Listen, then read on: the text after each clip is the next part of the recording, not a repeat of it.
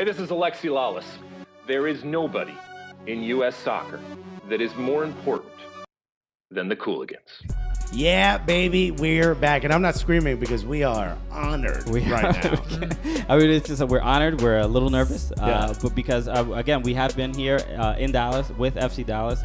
They've been incredibly warm, welcoming, supportive, letting us talk to so many people, so many players, front office. And now we are here with Papi himself. Papi. El generalito. I can't say that word for some reason. Profe. All right.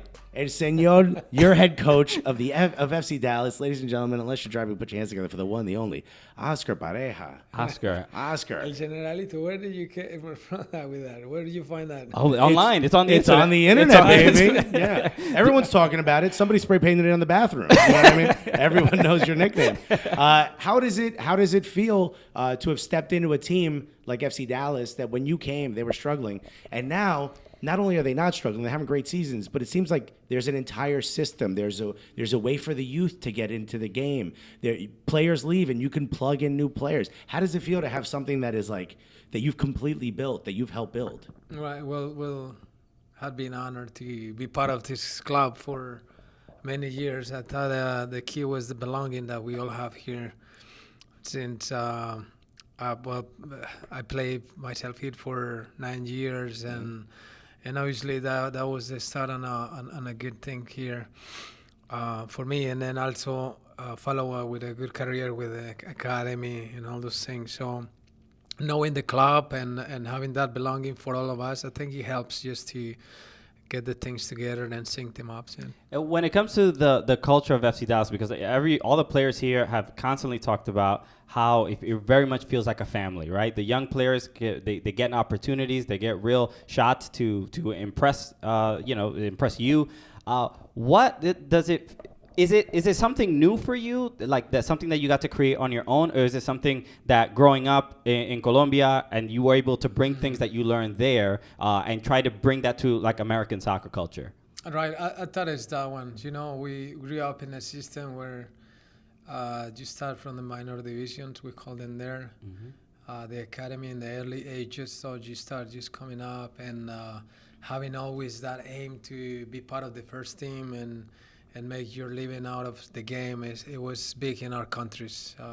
Obviously, when I came here and I saw the system that is placed on the youth and having many clubs, and obviously the players have the opportunity to go through college, but going to the first team, it was not very common. So creating the academy system in this country for the federation, for the clubs, I think had been a great step. And we witnessed ourselves with our club, just having players who once thought that they could have been representing FC Dallas, and they can start changing their habits and their training methods and all those things. And actually that happened in a few years. So it just made us all thought about a good system, and we have grown from there. And you certainly have. Now, you went from being a great player to becoming a coach.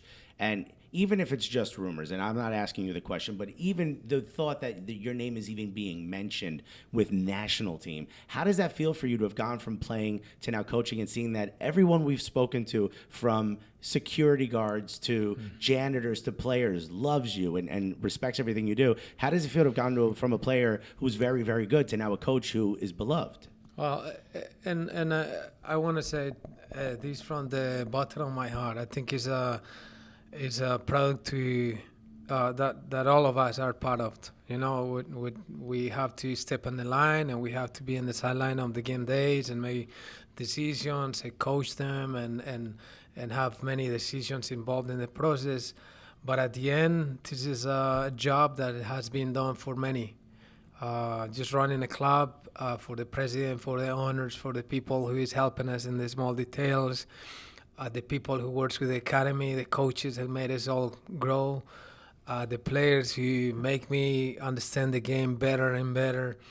So for me, I'm proud to represent them all. I think it's a good way to say it is a product of all of us in the club. This is why people like you, because you're such a good person. Because if this was me, I would say, of course, I'm amazing. Of course, I did it all myself. I don't even know who those people are. And they should be thankful they work for me.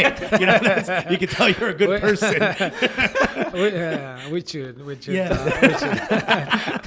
we should think like that. Well, we were just talking to Reggie Cannon a moment ago, and he just got to get his first cap with the U.S. men's national team. What is it like seeing that, especially those young players under your tutelage, end up getting to live their dreams? How does it feel to be able to get somebody from that point A to point B? They do a great job on being patient with the coaching and the process, and that's something that sometimes we don't highlight enough. Because when they're coming from the academy, there is a point where they are, all right, I'm ready. And, I'm going to sign a contract, and surely I'm going to be in that field tomorrow, so we're all good. And that process between the academy and the first team sometimes taking longer than they ever imagine. And just staying in the mode of, all right, I'm growing, I'm not playing, I'm not a superstar, I'm the probably the last one to be considered, but I'm still can see that light at the end of the tunnel, and I can see myself playing and keep dreaming and keep being positive. That process for the academy players is very difficult. So I highlight it because sometimes we don't see the parts in between. We just see the beginning and the end.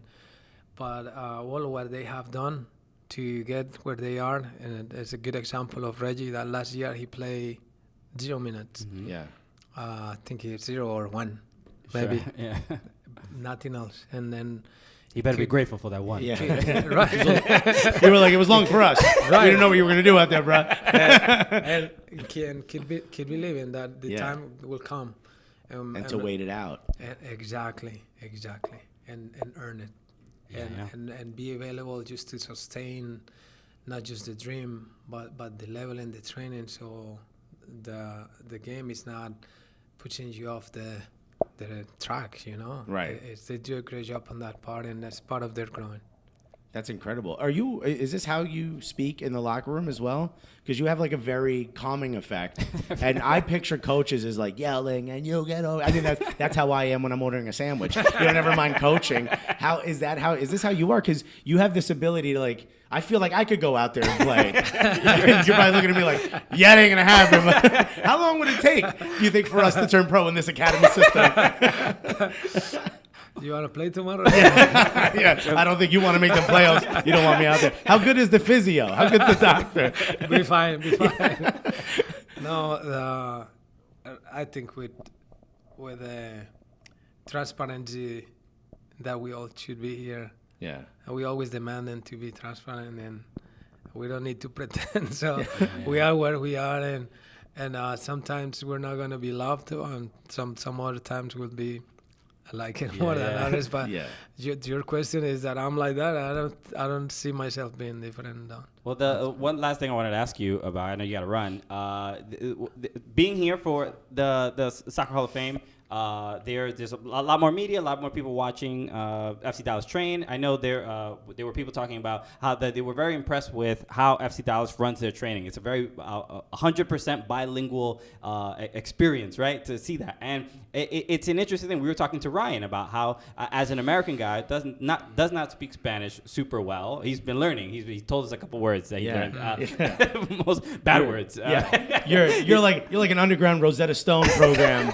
You're helping them learn Spanish because you're doing it in both languages. But what is it feeling like? How important is that to you to be able to communicate with all the players? And I know that must be an advantage for the players that only speak English or the players that only speak Spanish, that they're coming into a club that won't make them feel strange or outcast about anything like that. Right. But the first thing is that I was in their place. I'm talking about the players who came from abroad, especially South America, where don't understand the language at once. but they have been signed into a team, and they need to come out of the field and perform and win games, but they don't know anything. You know, so I have been there with stories that was hard, man. You know, I no didn't entiendo nada. Pero ¿qué dice este señor? Me está gritando. And you look around, and the players, so you feel lost on the process. So when I started coaching, and I'm still learning the language, because sometimes, you know, with our accent being the thick and the tongue is being so rebel and it's tricky and all those things, so it's still difficult. But with the foreign players, we want to reduce the amount of time that they need to interpret what we're talking, and then we do it in a bilingual way. Try to do it shorter, obviously, but has been fun. The guys from here, they have been very generous on being patient on that part, and then have seen it as a good way to learn the language. Right. You know?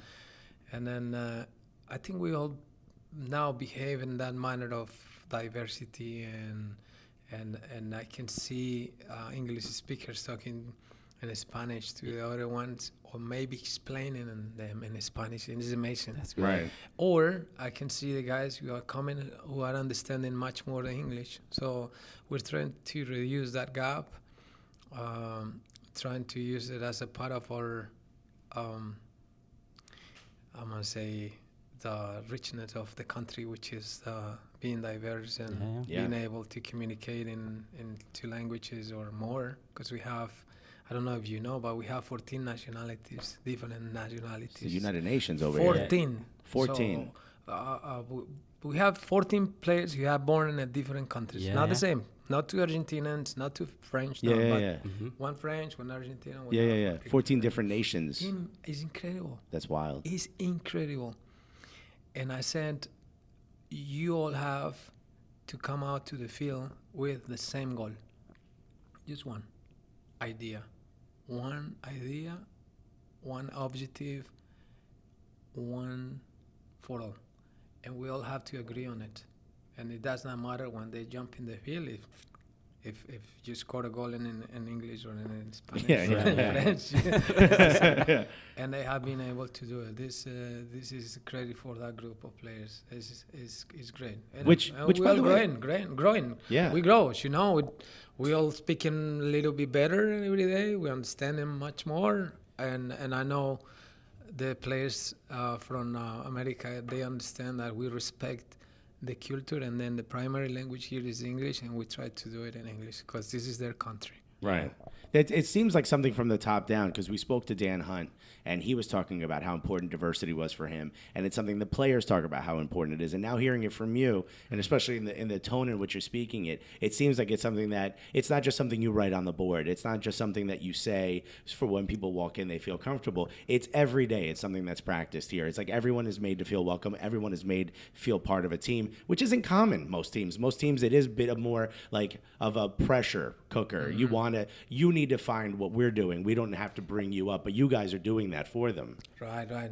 It's a way to grow. It's a way to know and understand the game in a different way. Yeah.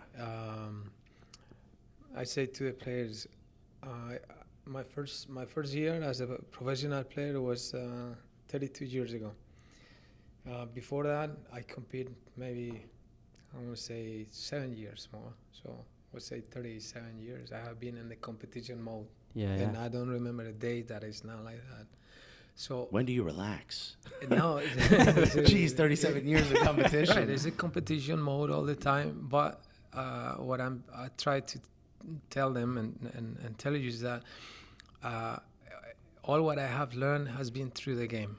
So the game had taught me every single thing that I know, besides my parents and my church and you know, nursing under the Christian guidance and all those things. But the game itself has taught me every single thing that I know, and it's just through the interaction to the footballers, to the coaches, to people that I didn't know and I know, and they're my friends, and now with this bilingual thing and another culture and another language, another country, is amazing. It's amazing. Do you like correct the players in their native dialect? Like if it's an Argentinian, you're like, yeah, this. Or if like a Cuban walks by, you're like, oye, ¿qué tú estás haciendo?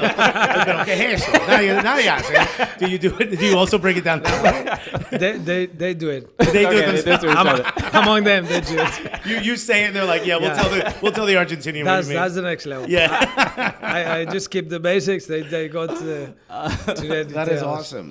You should have like a YouTube series where you just smoke a cigar and you give people life advice, because you have a way of delivering information where I'm ready to go out and beat. What team are we playing now? Sporting Kansas City. I'll beat Kansas City for you. I'm gonna use a bat because I don't know. I'm not good with a soccer ball, but I'll do it. We give you time. Yeah. We wait for you. Well, yes, I like Alexa said, you are very inspirational, and you inspired 2 stand-up comedians, Which our girlfriends and wives can't do that.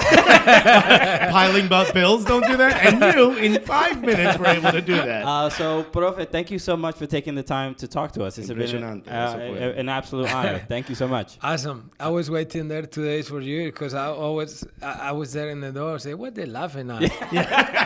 I mean, we're playing Kansas. Yeah. Why are you laughing that much? Yeah. Please don't get anyone in trouble. You guys had fun. They were able to relax. I understood now. It's great. Okay. Great to I'm be glad. part of your show. I understood.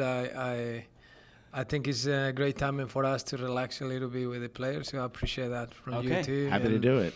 And it's great to have you here in our complex, and thanks for the opportunity to get to all the audience. Well, I can't wait for when they put your statue up. We'll come for the unveiling of that. And by the way, I know we were talking a little bit about the fashion of the players. I know we have to let you go, but we were talking to Maxi Urruti, who dresses up very Fashion, nice. Hey, how is it?